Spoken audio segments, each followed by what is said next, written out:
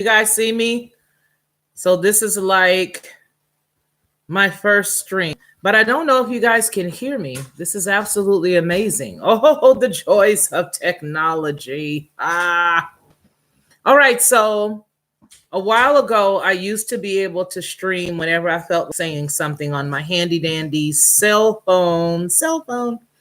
And then that changed because YouTube sort of changed everything and prevented you from being able to go live on your cell phone. So for the longest time, I haven't been able to do this. So for me, it's pretty difficult. But anyway, let's get right into it. I want to find out, what is your New Year's resolution?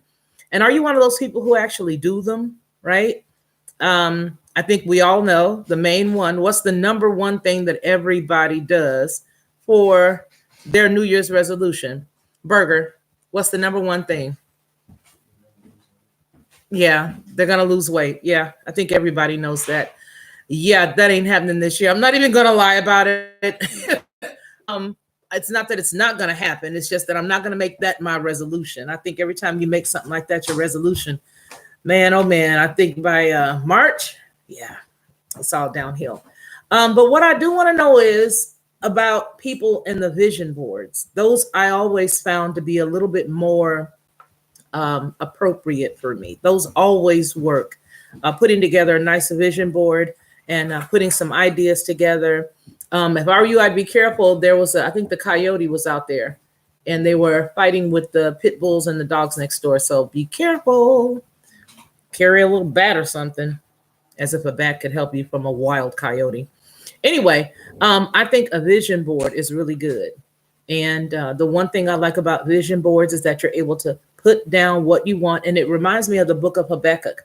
There's a passage in the book of Habakkuk that says, write the vision and make it plain so that those that see it, and I'm paraphrasing here, but so that those that see it will run with it. And how many of us know that it's very important to make sure that if you do have a vision, you share that, want to share it to the point where you have the naysayers that say it's not going to get done, especially if you're easily influenced by family or friends or something like that. You don't want to say something that you feel you may not get that type of support with, especially if it's uncharted territory. I mean, imagine if you were, in the biblical days where God would speak to somebody and give them a great word and tell them what he wanted them to do. Imagine if they ran and told somebody every time. They were already their own worst enemy, I think, especially when you consider people like a Jonah or, stuff like that. So my point is, I think that it's good to always have somebody that you can trust, that you can talk to, that you can bounce stuff off of, somebody that you can trust. That's the operative word, right? And then I think it's important to write down the vision that you see for yourself and give yourself small goals. I'm saying things that have happened for me, things that have been successful for me. I've had great success writing down small things, small goals over a short period of time, and they've worked. So what is your resolution? Write it down. For me, just type it with your little fingers or your big fingers or whatever's appropriate. Write it down and tell me, oh, is that yours? Oops. Sorry, it was just a perfect little lift. I was using my son's cell phone. I thought that it was an old cell phone. My grands have so many cell phones around the house. I was like, oh, this is perfect. I'll go ahead and use this one just to give it a little boost, the computer a little bit of boost. So with that said, I think that okay, let me go back to my story. Being live is a little different, right? You're talking to total strangers. When I'm recording, it's a lot easier. And so I can always push the button and start all over again. But I remember several years ago, I had a goal. I had two things that I needed. And the first thing was I wanted to purchase my first house. And the second thing is I wanted a really reliable piece of transportation. Now, when I say piece of transportation, I do mean a piece of transportation. If you know me, or if you don't know me, but as you get to know me, you'll know that I'm a goofball. I'm pretty corny. But the one thing that I've always loved was a station wagon. Yeah, Roadmaster station wagon. I had one, loved it. But when I say a piece of car at that time, I was just looking for something dependable. I was looking for something like a Honda, and I thought, well, you know what? I'm gonna buy the house. I think I want to have it by the end of next year. And then I said, no, I don't think I'm gonna have it. I want to have it by the end of next year. And that's exactly what I said I was going to do. So I felt like by the end of 2006, I want to own my own home, and I need a nice piece of transportation, because I did have a piece of transportation, but it wasn't really what I wanted. Well, anyway, by the end of that, that was around November, put it down on the board, started writing it, looking at it every day, focused on it all the time. Not to where I stressed about it, but just enough to where I was affirming what I believed or what I wanted to see happen. And then I started to go to housing neighborhoods, looking to see, what kind of neighborhoods there was out there to choose from, driving around and looking at everything. And lo and behold, I moved into it. That was great. And I think about 2 weeks later, I got my BMW 740i. I did not want anything as big nor as fancy as that, because again, I was always an American car girl. I love muscle cars. I had a video up a while ago, and I took it down, and it was it was cruising the coast. I took it down because the wind was unbelievable. It was going opposite of the camera, and even though I left it up there for about a year, it drove me bad, so I took it down. But anyway, I got a BMW 740i. I absolutely enjoyed it. I was absolutely happy with the vehicle, and I didn't think that I would, because I would always see people with them on the side of the road. But after I owned it, I learned that the reason why the people are on the side of the road is because those things are really expensive to take care of. And if you don't take care of it, that's exactly where you're going to be, on the side of the road.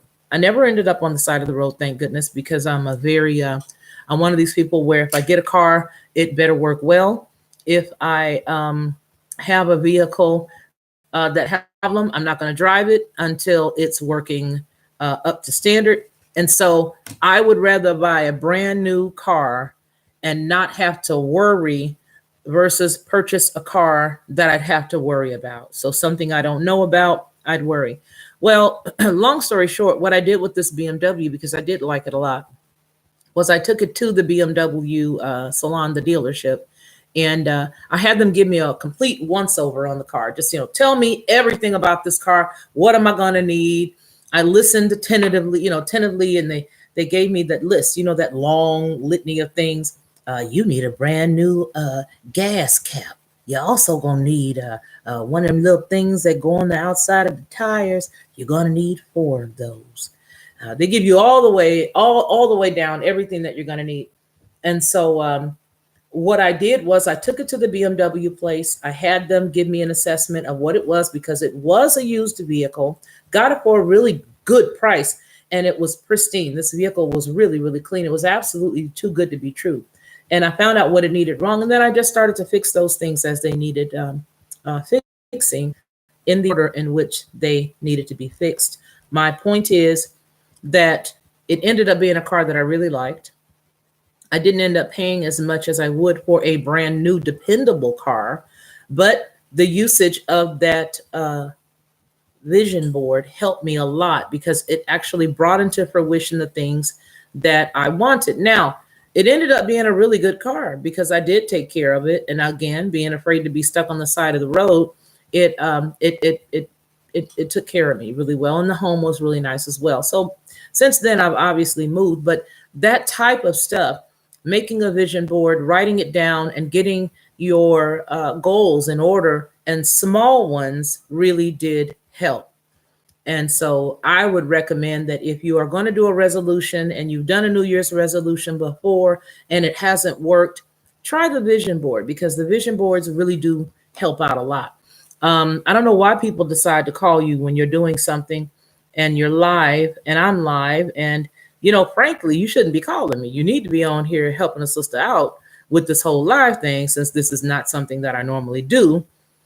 Prior to taking the cell phone ability away, I don't have 1,000 subscribers, so I have to resort to this type of stuff. But in any case, it is really good to have another year alive. I don't know about you, but I'm very, very proud to know that God loved and smiled on me enough to allow me to live another year. What are some of the things that you guys have? Tell me in the chat some of the things that you want to accomplish this year. It's got to be something. You cannot have yourself locked up the way that you were the year before, unless you was actually locked up. And then in that case, if you still are, how are you getting internet? But so I want to know what you guys have planned. There is one person in the chat. You got to say something. I mean, there's got to be something that you want to do, something that you'd like to do, something that means something to you or somebody else. But anyway, I think that having yourself an idea of what you want to do is really good. I would like to own, believe it or not, a pet this year. I want a pet. Now we have a turtle. I just learned that we acquired a lizard. And yeah, I'm allergic to cats, so I can't have one of those. But I do love dogs. And I thought, maybe if I give myself till the midway of the year to see how I'm feeling about owning an animal, maybe by then I would be able to get one. Now, the thing about pets, use one of those as a New Year's resolution, can you? Yeah, I guess you can do anything if you want to set something as a goal. I want a pet by the middle of the year. I want a doggy. But my dog that I want would be a dogo. You know how beautiful those animals are, Dogo Argento. I think I'm saying it correctly. They're the beautiful white dogs, but they're these beautiful mastiffs. They're from Argentina. I think it's Argentina. They're from Argentina, and they are the most beautiful animals you could ever see. They are all white, and I do believe that they bred them so much that they're almost blind. They do have the propensity to go blind rather quickly. So there's that. But that's one thing I would like to do this year. And then I know that I want to travel. One place that I want to go, of all places, I don't know whether it'll happen this year because it's a big trip, is I would love to go to Alaska. I think Alaska would be great. I know a lot of people hear me say that and say, Alaska, why wouldn't you want to go someplace like Bahamas, or why wouldn't you want to go someplace hot? It's too cold in Alaska. Well, you know what the weird thing is that if you go at the right time of the year, Alaska is a great place to go. And it's like right after the Iditarod. I think the Iditarod is in February. So after that time frame, somewhere in between like the March and the end of June, or June, somewhere in there, it's really nice. And if you go on Holland America, which is a beautiful cruise line, having been a travel agent for several years, I can speak to this. But if you go on Holland America, they've got it set up where you can actually, and most cruise lines do this anyway. You can get off and they can take you into smaller areas that you possibly could not have gone to with the ship. So you'll just take the little smaller boat in, and they'll take you all around. But I love history, and I love to study old things. So I would love to go to Alaska, to one of the older areas. It's all old, right? But I would like to go into some of the towns and sit in some of those houses and sit in some of those. Now they're now pubs. So if you're a drinker, you could go and you could have a good time at one of the pubs. But I want to go because I really want to soak in all of the old historical places. I want to see, all the different history that's there. The weird thing is as far as history is concerned, I did take a trip several years ago into a city that I really wanted to go because I love Nathaniel Hawthorne. And I actually went to Salem, Massachusetts several years ago, and I was able to go to the home that Nathaniel Hawthorne lived in, the home that he was born in, because they erected the one that he was born in, right? And then they took that one and put it there in Salem, Massachusetts, where if you can hear me in the chat, please put a 1 in the chat, because I'm not sure if I'm even transmitting here. I've been talking all of this time and you may not even be able to hear me. But anyway, I went in and I was able to see his home, and it was the most beautiful thing. The first home, obviously, that he was in wasn't so great. And obviously, because it's an older place, it's not one of those places that was up and new and everything. But the home that he was raised in, which was a newer home comparable to, in comparison to the other place, it was absolutely gorgeous. I mean, it was set up really well. Um, they had oh, okay, good. I am live. I couldn't get anybody to tell me. Now I gotta go. Now I'm gonna drive myself bats. Yikes. That's actually very funny to not be as technologically sound as most, and to be able to, oh, we got a like, that's good. To not be as technologically sound as most and try to figure this thing out is really amazing. Let me tell you something before I finish telling you my Nathaniel Hawthorne story. I was in the room trying to set this thing up to do this encoder thing and do all this other funny stuff to the computer. And then finally, oh, okay, well, let's try with that. And I'm glad it works. Anyway, back to my story. So I went to Salem, Massachusetts. I saw his home. That was something I wanted to do. It was really nice. But what was odd for me was, because I'm intuitive and I can pick up a lot of stuff, it was spooky. I just couldn't, I couldn't handle being in that area for very long. Because you can see stuff and nobody else can see it. Well, one of the other girls that was in the troupe that I was in, I was singing with Dream Girls. This was way back in the 80s. But anyway, she could see stuff and I could see stuff, and we'd look at each other and we'd be like, okay, I have to go. So with that said, I do like history. I do want to go to Alaska, and that would be a great trip for me to be able to go to Alaska. I see that there's only one other person in the chat, but what I'd like to know is, where would you like to go? I'm gonna just sit here and wait for you to just keep looking at me. But I would like to go there, and I think that would be awesome. And then the next thing I wanted to ask everybody about was, what is it? Let me look at these notes here. Oh, do you have a business or something like that this year that you're interested in opening? And if you do, what type of business would it be? If you have an idea for a business, what type of business would it be? Do you already have a business plan? Have you ever tried this particular sector that you're attempting to go into? And is it more for philanthropic reasons, or do you want to do it because it's something that you feel will bring in revenue? Now, a lot of people like to do a lot of things that are philanthropic because it's both. They feel like they can gain some revenue from it, and it's absolutely fulfilling.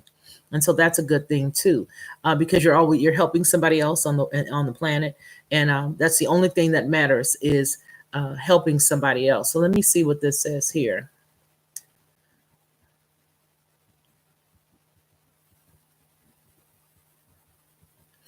Oh, okay.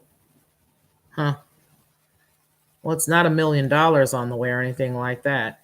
Oh, let's talk about that. Are you guys planning to save any money this year? Even looking at Rich Dad, Poor Dad for a minute, and he says not to save money. Well, I got that part down. I got that part down.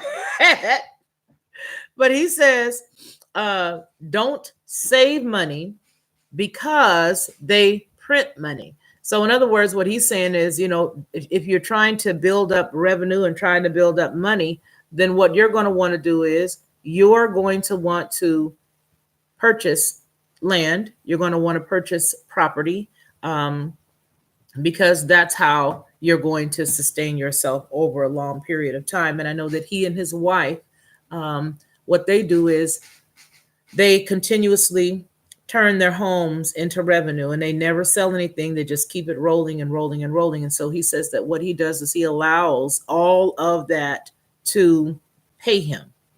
He allows it all to be how he lives. He does not work. He doesn't toil. He allows the money to work for him. I'm honestly considering trying that. I don't know. I don't know. Are you a person who goes to the casino? Because if you are, the gambler, probably a lot like he is. Another thing that he says is there's a lot of people out there now that are shying away from multi-level marketing, but that they should go into multi-level marketing, because he says that multi-level marketing takes the fear out of what it is that you want to do. And that if you know how to do MLMs, that you'll make a lot of money. So go figure. I do have a godmother, and my godmother makes a load of money just by chilling. She doesn't go and clock in or punch in. I mean, sometimes there are places that she likes to go to help out, and so she'll go. But then again, um, that's a lot of volunteering. But for the most part, she doesn't have a regular job. She does what she needs to do. She flips stuff that she has, good businesses, solid businesses. I know that right now she is doing that little patch that goes on your back and or your abdomen or your lower spine, and it deals with stem cells. So it activates your existing stem cells. It's the 3939X or something like that. I think it is. I don't think about it again, but it is a very good way for her to make revenue. So there's an idea. There's a thought. Well, folks, this is my first live stream, and it'll probably be my last because it's much easier for me to record things that are dealing with daily topics. And I really am enjoying the YouTube world. I've had my channel for some time, and I would put up maybe a video here or there as I thought about something. Um, but if you've ever watched my channel, or perhaps you can go back to some of the archived or some of my videos, you will know that I am a public speaker who deals specifically with child abuse, sexual molestation for women, um, and things of that nature. And had a conversation with somebody today. I, I'm an older person, so I'm a very conservative, safe person in my thought process. And so those thought processes, just so that you'll know a little bit more about me, um, have caused me to be um, a little more old fashioned. And so I think a lot of people, when they see you, they think, oh, you're black and you're a woman and you must be like this or like that. The weird thing is, I'm neither a Democrat as far as politics are concerned, and I am not a Republican. I'm a very independent person, but I'm a very conservative person because of my age and because of the fact that all of my life, my family, getting off the topic of resolutions and storyboards or boards or whatnot, but my family was mostly pastors, and and so for me, that's all I know is conservatism, and it's because I was raised that way. So a lot of my values and a lot of my things that I talk about um, are a little shocking to some people because they'll see it and they'll be like, "Oh, wow, wait a minute, wow, that's what you think." And if you really stop and dissect some of the things that I say, when you just take it all and begin to break it down piece by piece, you may find that we agree with each other a lot more than you think. And the reason for that is when you think about the decency of how you want to be treated and how you should treat somebody else, that's one of the core beliefs about how to treat people, and then that comes from my belief system as a child growing up in church. Um, Another thing is that being faithful to somebody, making sure that you are. If I say I'm going to do it, I do it. If I give you a vow, I keep it. Those kinds of things. And so I think a lot of people, it just flips their lid when they say, "Oh my God, you voted for Trump or you voted for this person." I vote for the best person for the job at that time. You know what I mean? We only have a two-party system. And so it's not as if you have, three or four strong candidates from other arenas to vote for. And I think I don't know. I know my dad was voting for Bernie Sanders the last time, but he obviously he wasn't in the race. So, that shifted a lot of us into the other direction that would have voted for him.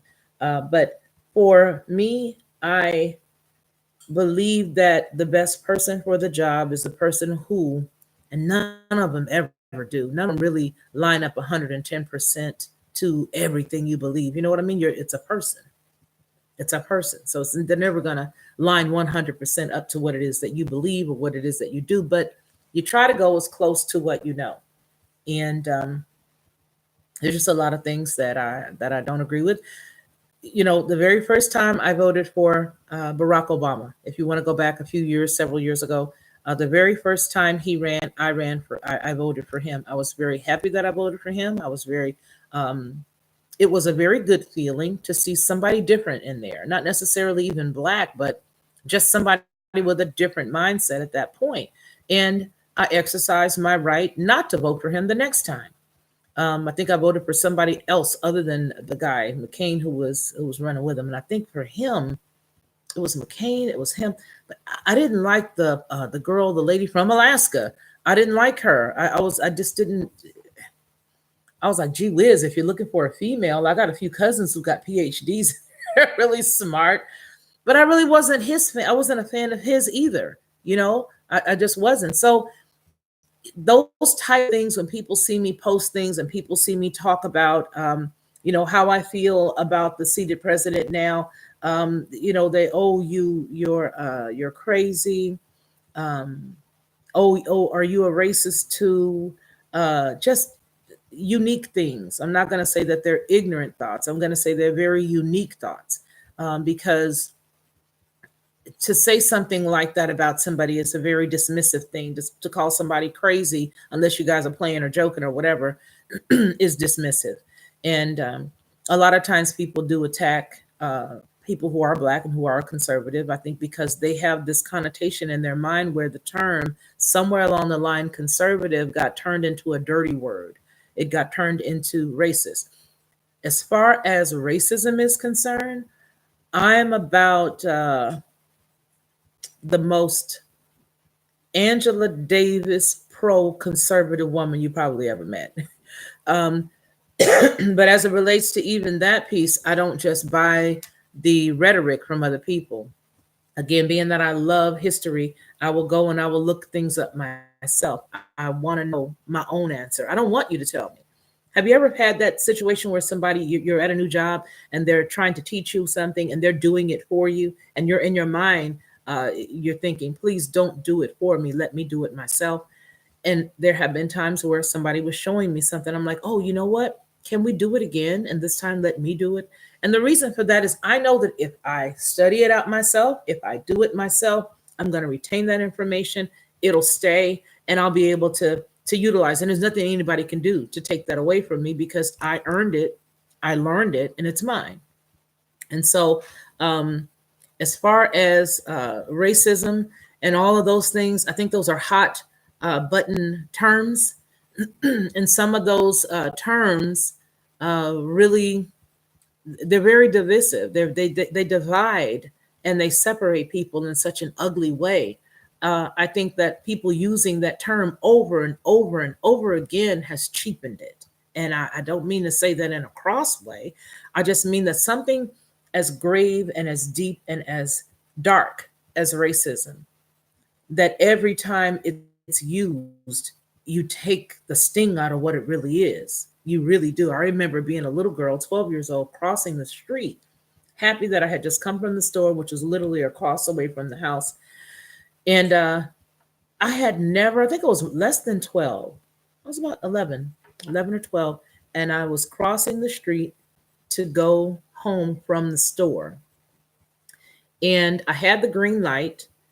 And as I was crossing, happy that I had gotten the little stuff that I got from the store, a white man turning the corner uh, called me a nigger bee, okay, and told me to get out of the street as I was crossing the street with the green light. Those types of things prevent you from being,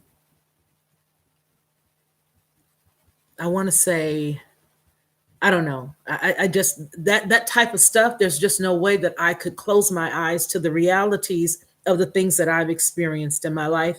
There's no way that I could having had that experience. There's no way that I could then later, because I have conservative values, then say that that is not a big chunk of the United States and the world. And it is. But I do not choose to live my life in that place. Does that make sense? I know that it happens. I know what it's about. Um, but I choose not to live in that vein. But as far as being somebody who is for civil rights, I want civil rights for every human being. I want every human being to be able to be treated based on their merit and not what they look like, not who they sleep with, not where they, go to church or go to the synagogue or go to the mosque. That's not my place.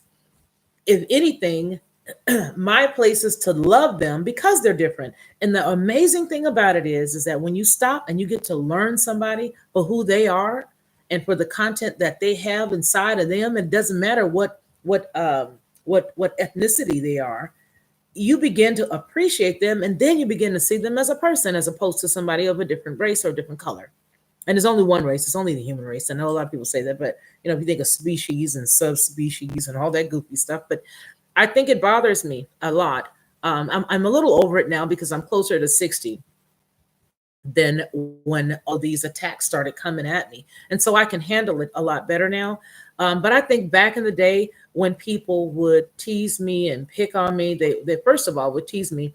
And I don't know why they marveled at the fact that I could conjugate a verb. I think, why would you go to school for any length of time and not learn how to speak? And it's not like you're speaking. What do they say? Oh, she's speaking white. How about I'm just talking like I'm supposed to talk? How about that? I'm a nice Southern girl, and I'm supposed to speak like I'm supposed to speak. So anyway, I think that a lot of times people will say, hey, just because you're Black, you should be in this political arena. And if you're not in a political arena, this is what you should believe. I have lived enough of this life to know that those things are real, but I don't have to deal with it. If somebody is like that, that's on them. They don't get to know what an awesome person I am. Conversely, even though they got that raggedy part of them, they're preventing somebody from coming into their life that can teach them about what they like. For example, for me, and the worst people are the people who look like me. That's the worst people. And that's the creepy part. The people who are the worst are the people who look like me. They really are. And that's not cool, but it is what it is. My family, we're Native American. We are from down in the Delta, Mississippi. We're Cherokee Indian. And so when I'm around other people who are copper colored like me, and they hear me speak, they think I'm talking white. That's a problem. The next thing is, you're a Republican? I'm like, no, I'm not a Republican. I am conservative. I don't know why you're conservative. And I'm like, well, there's a few things that I don't believe in. And it just so happens that those things sway you this direction. I do want to say that some of the things that people who are conservative believe in, here's what I want to say. If you call yourself, and this is the weird piece, because you have the religion piece and then you have the political piece. And the weird thing is that you have Black people for the most part, and they are, for the most part, they want to roll with the whole Democrat thing. And that's cool. You can vote for whoever you want to vote. But like I said, I mean, I voted for Barack Obama the very first time, loved him, didn't like what he did that first session. And I decided I'm going to exercise my right not to vote for him the next time. And I didn't. Conversely, I would have voted for, for somebody else had they come up and they sound like they were going to do something good. But they always have, you'll have, what is this thing always coming up on my computer? They will always have you thinking that because somebody is Black, that they're automatically supposed to be a Democrat. Where did that come from? Martin Luther King was a Republican. Several years ago, you could actually find that fact out, but they scrubbed the internet, so you can't really find it. His niece, who I get mistaken for whenever I'm in Atlanta, she is a Republican. But why is it that if you are Black, you are supposed to be a Democrat? Now look at this. I am conservative because of my belief system, right? In the Bible, Um, my favorite part of the Bible is the Old Testament and then all the lost books. I love that stuff. I love the Enoch and all that. But my belief system is the way that it is because of my beliefs in the Bible.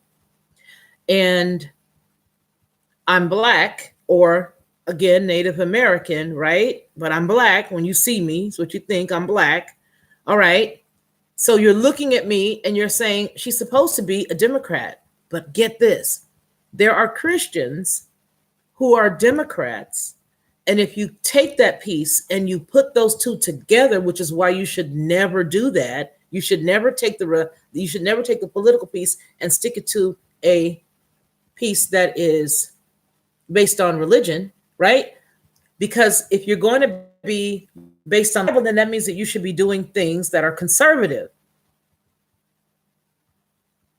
You should be a conservative if you go by the Bible. Now, if you don't subscribe to everything in the Bible and you say that it's not all truth, then say that, but do not tie your affiliation, or don't make it seem like, okay, I believe in the Bible, but I'm a Democrat.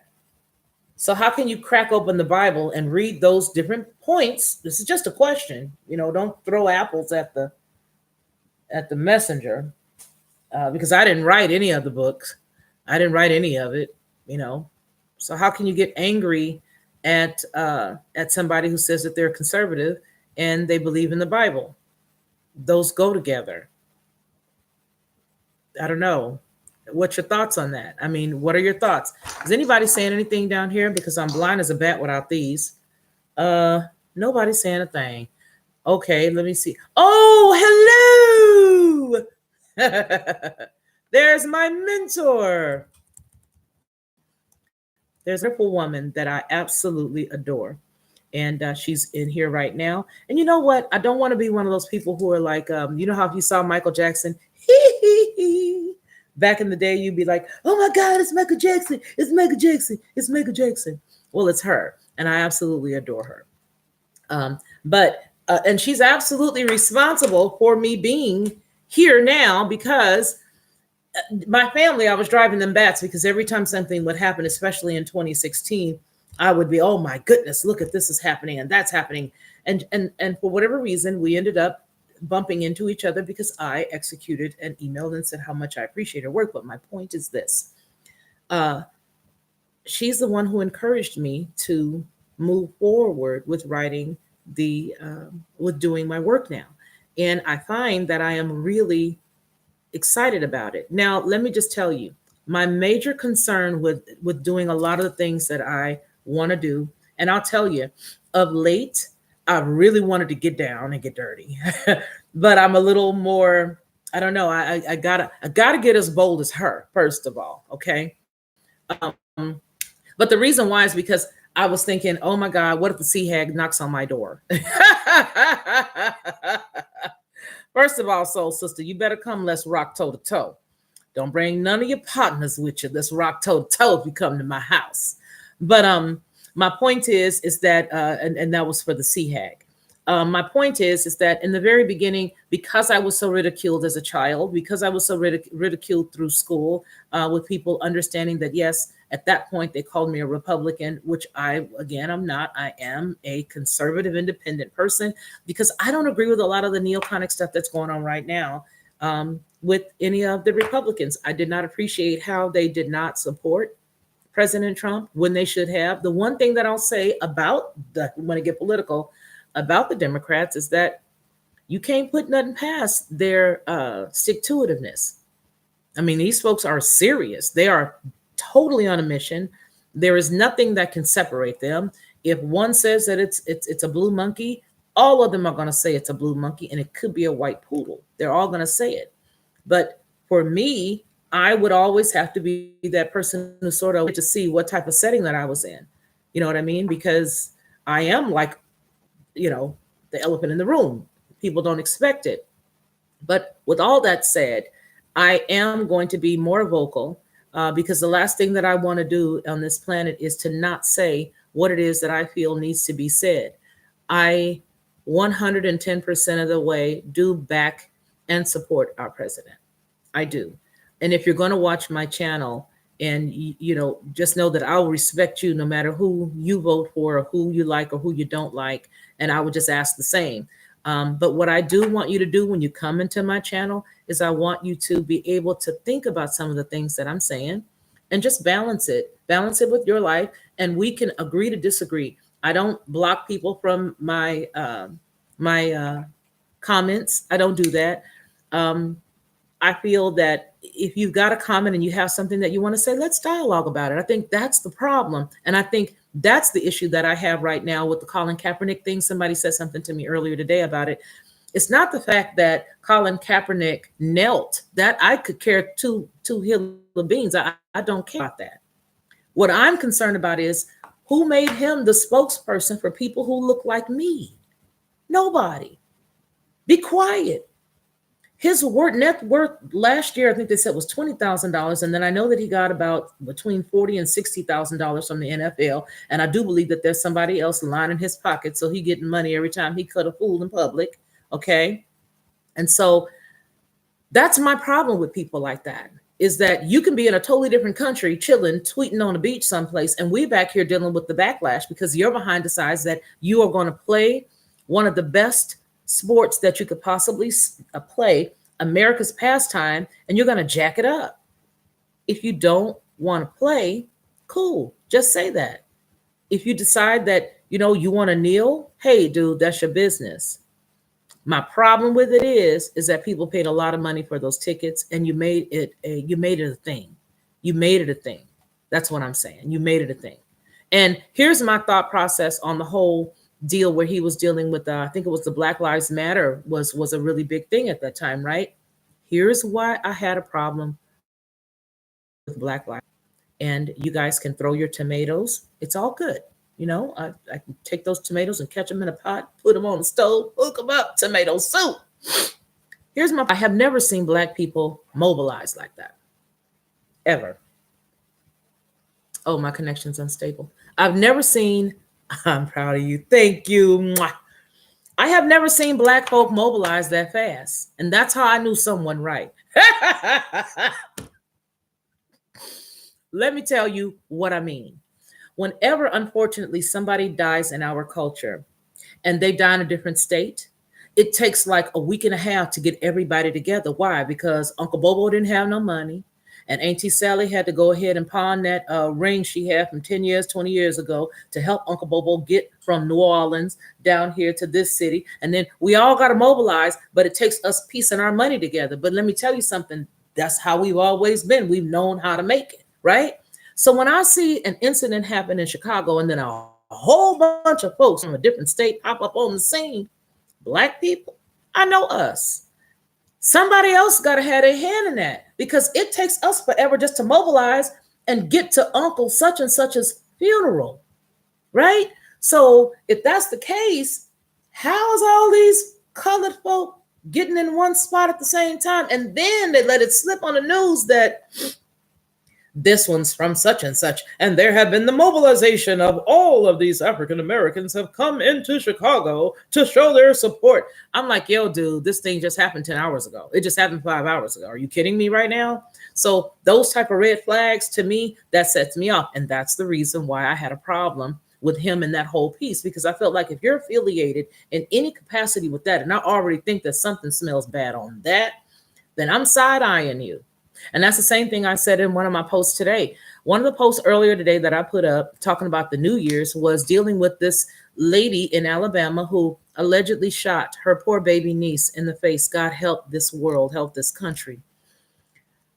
And she shot her, and now the lady's in jail. Unfortunately, the baby has passed away. But here's what I'm side-eyeing. I'm not side-eyeing that situation because it's tragic.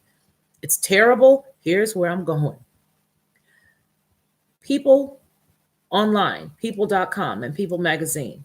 As I'm doing some research for this story, I come across an article on People. And I'm like, People? But this happened way down yonder. This happened all the way down in a small town of Alabama, Monroe. I'm like, what is this doing on there? And then I scroll a little bit more and I see another story about, unfortunately, another murder that another Black woman did. Now, here's where I'm going. These situations, as well as a couple of other ones on the same website, and then two others, because I had to check it to make sure I wasn't tripping, they are all dealing with guns. So that little 1 minute PSA I wrote today was specifically to people who look like me. Do not be bamboozled. Sorry, don't be bamboozled. Because what they're headed for now is what happened up in Virginia. And if you don't know, please look it up.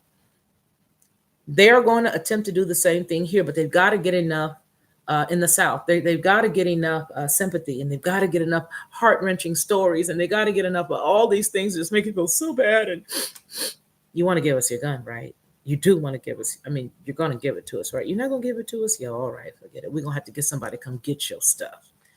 So that's the problem that I have. I have a problem with the fact that a lot of times they do use the ignorance of my brothers and my sisters, because I'm going to tell you something. It's not because they're dumb or stupid. They're too busy. A lot of folks are working hard. I know one woman right now who's working 3 jobs.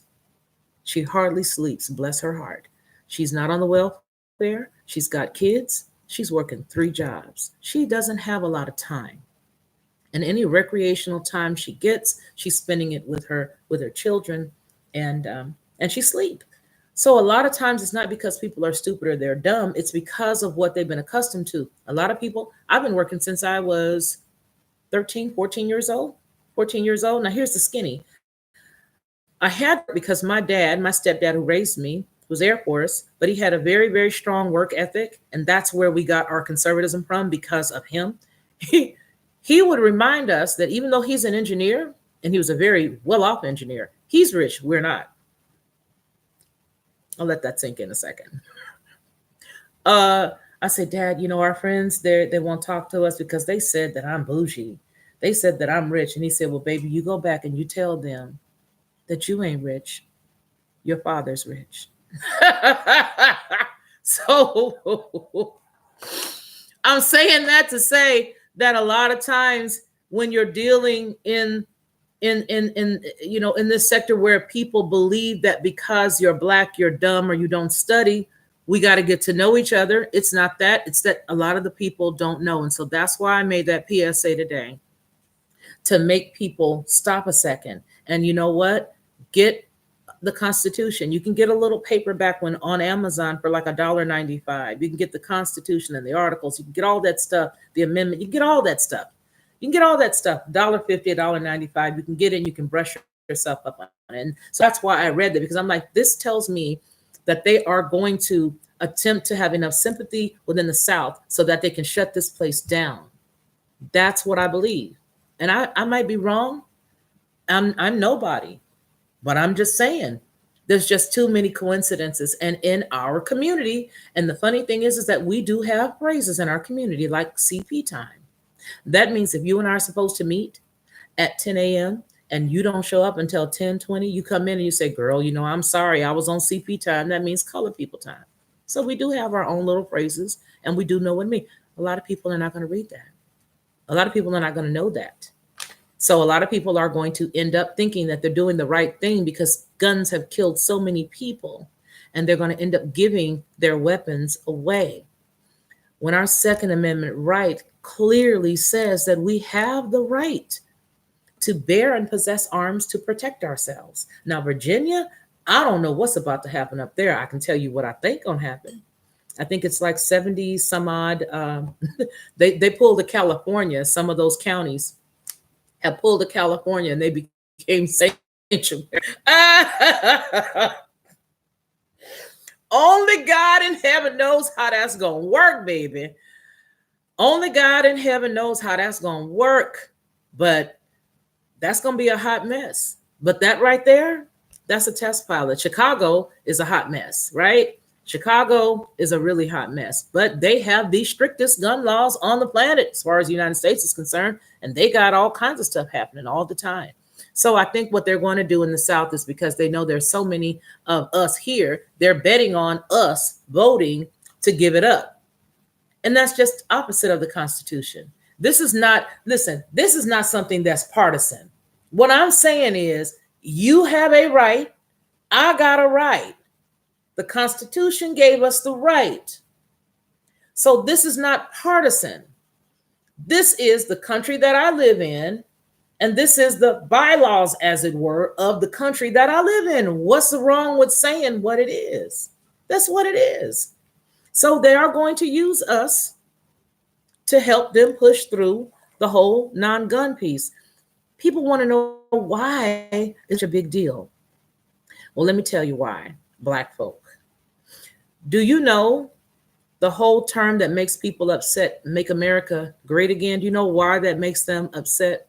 It makes them upset because they can remember a time where America, because of racism, was not so great. But I want to tell you about a time during that same period after slavery where Black America was on point. Let me tell you a little story. Black America owned homes. They had the hairdresser up the street you could go get your hair done from. And then if you needed to go buy groceries and you didn't have enough money, you could go to the small corner store and you could put your food. I think this is a lot of communities, especially in the South, because we're from Louisiana and Mississippi. And so you could go into the store, you could put your food on time, and next week you get your check, you pay them off, and sort of kept the whole community going. We had the shoe store down the way. It was owned by a Black man. We had the meat market down the way from that. That was owned by a Black man. It's nothing wrong with us having our community because that's what we had back then. There was nothing wrong with it. But here's what the problem was. The problem was we were making it. And we were making pretty good money. And we were taking care of ourselves. And we were independent in that we didn't have to lean on anybody else for anything. So for us, there was a time period that America was great because your grandfather owned his own land. Mine was born on an Indian reservation, so he had a plot of land. He had a large amount of land that they were growing cotton on in Sunflower, Mississippi, and in Holmes, Mississippi. So they had land, they would barter, and they had their own community. They didn't need food stamps. They didn't need all this stuff. So here's what happened. When somebody decided that that was a little too close knit and they did not need them to be like that, they needed to separate that up because they felt like maybe this will cause a revolt if they're a little too close. What did they do? They went right in and they took all the weapons out of certain communities. And because Black people at that time were fearful and afraid, they gave them away. They gave them up. And this is a fact. So they gave all the weapons away. And then they were able to move in with the cats that nobody likes with the white sheets. They were able to move in. Why? Because there's nobody that has any protection. Now, I'm going to jump from that to another video that I did when I was talking about the fact that our families are messed up because now our church is totally gone. We used to have a really strong base in our church. But when Black women decided that they were independent women, that began to have a problem because what happened was the government stepped in and said, if your family needs help, they would go into canvass certain Black communities, period. And what they would do is they'd make sure that we'll give you some food and we'll give you a little bit of a check. We'll give you some money. We'll take care of you. But do you have a husband here? And I remember back in the 70s, they would make sure that the man was hidden or his belongings were hidden when the welfare lady would come to the house. I don't know whether you guys know that or not, but they would hide the man. They would hide his cologne. They would hide all of his stuff because they had to have the man out of the house. I don't know if you guys know that, but that happened. That's what was going on. And so what ended up happening was the Black woman became very, very independent. And being independent, that's cool. You can be independent. Nothing wrong with being independent. The problem is when you become independent and you tear down your family. So the woman's independent and it's just her and the kids. Excuse me, the husband's gone for whatever reason. He's not there now. We're going to take care of you. So they did. And then you had a system set up where it was so good, the woman didn't need the man.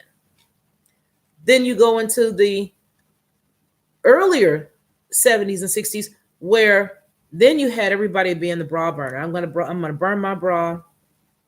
I'm going to be independent.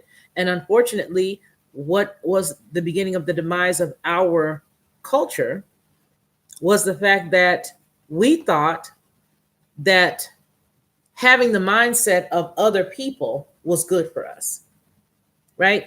So when you take the fact that we wanted to we want to be a part of somebody else's vision, somebody else's thing, and all this other stuff, then our communities are the way that they are.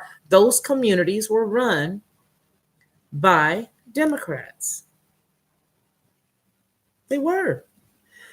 We had more murders and craziness going on when I was raised in Los Angeles County that it was off the chain. I actually just did a piece that I don't even know that I want to upload it or not. It was that that painful. But I was dealing with the fact that at one point before the 80s really hit, we were doing okay. When the 80s hit in Los Angeles, California, and crack cocaine came in our community, I have never seen such devastation in my life. I have never seen such devastation in my life as what happened there in Los Angeles, California during that time period. There were mothers who were working a job. Her kid was walking down the street 9, 10, 11 o'clock at night because she was so messed up on that crack. There was nobody at home with the kids. You guys, I know some of you may remember it, but I remember because I was in California at the time and I could not wrap my head around what I was seeing. You were seeing women selling themselves, and then after they couldn't sell themselves no more, they sold their kids. This is real talk. Then you would see people walking up and down the street holding their television, you know, the big old TVs, holding their TV, and they were taking it to certain places and selling them. Yeah.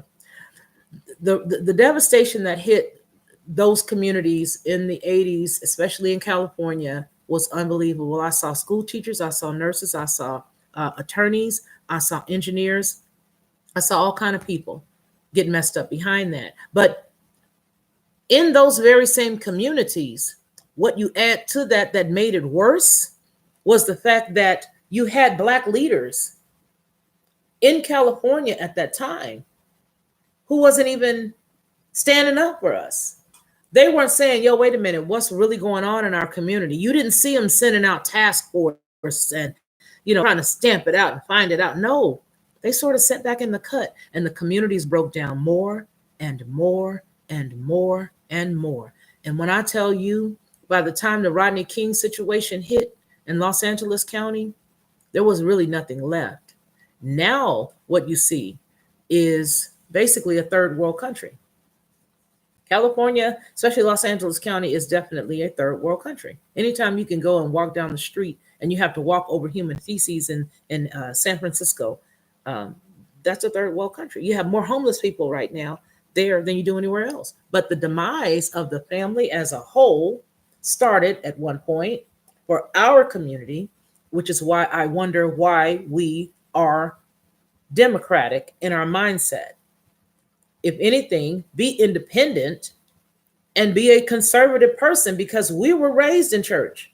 And if you're not a Christian right now, are you a Muslim? Well, then you still have some solace of holiness, because by and large, they want to follow the right way. And I know a lot of them. Okay. I study with a lot of them. So I know. So my point is that just because you are Black does not mean that you cannot be conservative. I have my views on abortion because it's a very close hot button for me.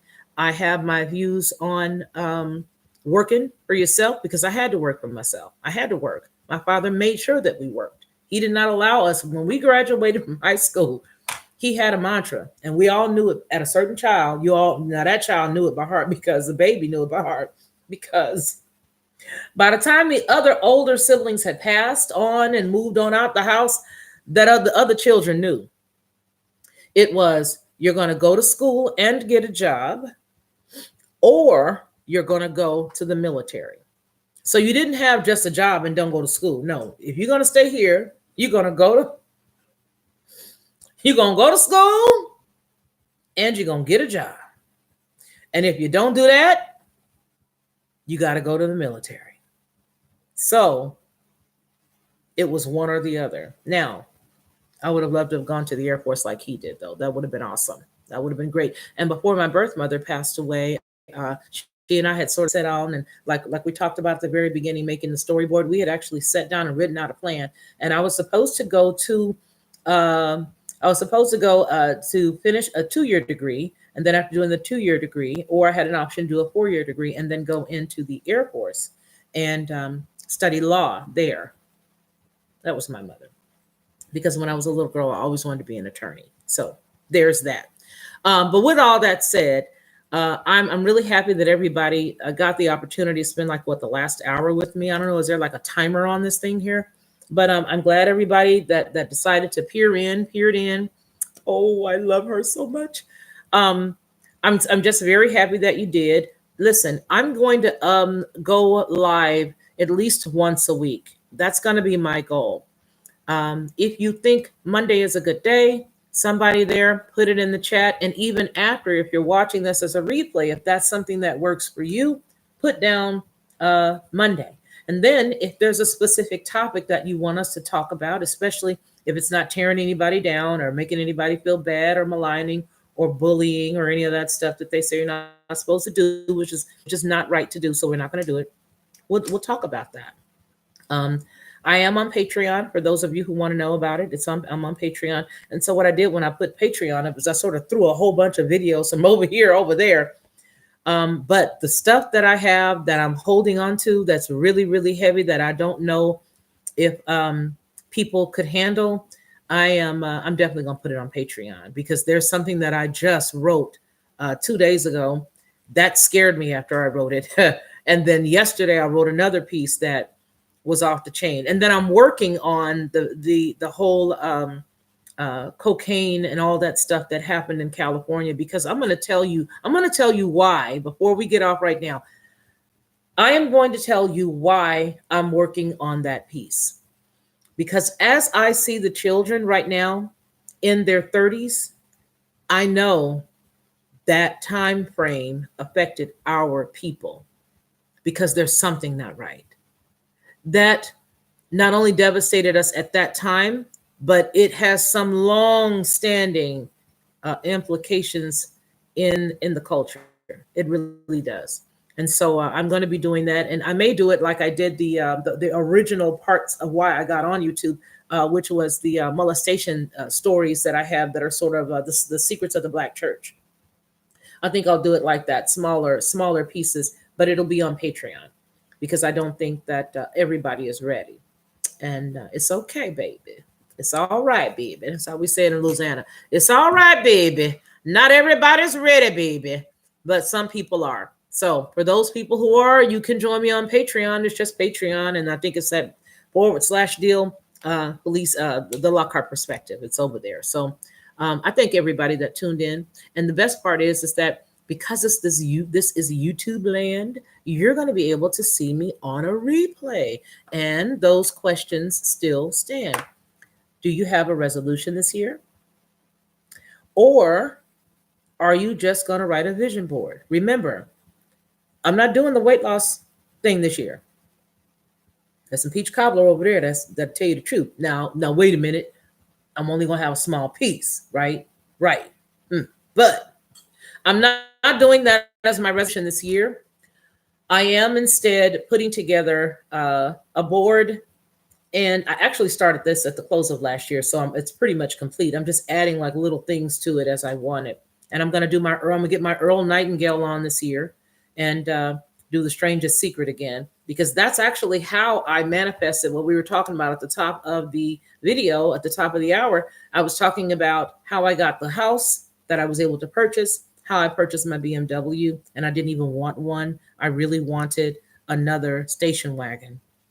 Okay, Buick Roadmaster. I'm a weirdo. I like them. I love to fish. All right, I love fishing. So anyway, I am going to put all that stuff together and get everything together. So yeah. So anyway, thank you guys so much for tuning in with me.